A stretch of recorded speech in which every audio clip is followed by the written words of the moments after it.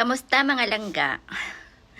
So, andito na naman ang inyong rakitera para manggugulo po sa inyo.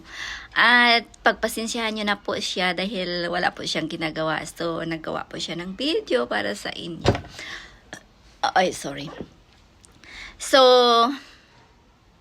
ngayon po ay alas 3:30 ng hapon dito sa Barcelona. At dahil wala tayong ginagawa, naggagawa tayo ng video. So, para may post naman tayo.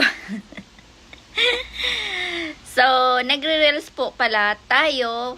Kasi, syempre, sayang naman po ang oportunidad ng nagpe-Facebook tayo. So, 'di ba?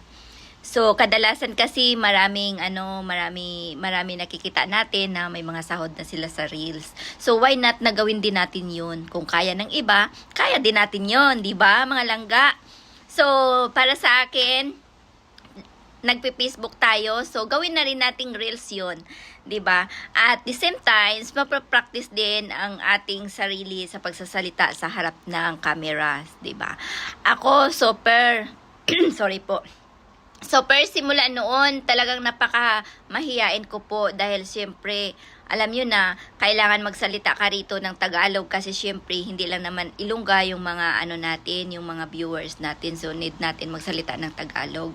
And then, hindi naman po tayo Tagalog kasi Ilongga tayo. So, minsan, nabubulol tayo sa pagsasalita ng Tagalog, di pa po. Pero okay lang yan, go lang as long as na maintindihan po ng lahat. And then, alam nyo, di ba, nakikita nyo hindi ako nag-i-English kasi po ay hindi po ako magaling sa English. Alam nyo yun. Minsan pinagtatawanan ako pag nagsasalita ako ng English kasi minsan yung pronunciation natin ay mali-mali. So, normal lang yun. Pero sana, wag natin pagtatawanan. Instead na tawanan natin, i-correct na lang natin ang isang tao, di ba? Para at least makatulong naman kayo sa kapwa nyo.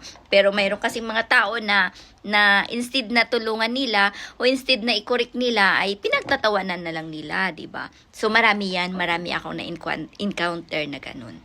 Sa life ko, marami ako na-encounter na ganun na pinagtatawanan ako dahil minsan yung aking grammar or yung aking pronunciation ay mali.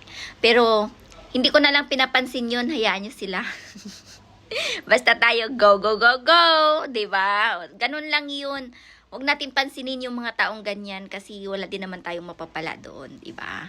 So, ganun lang mga langga. See you the next video. Please like, comment, and share na lang po para marinig din ng iba. Bye!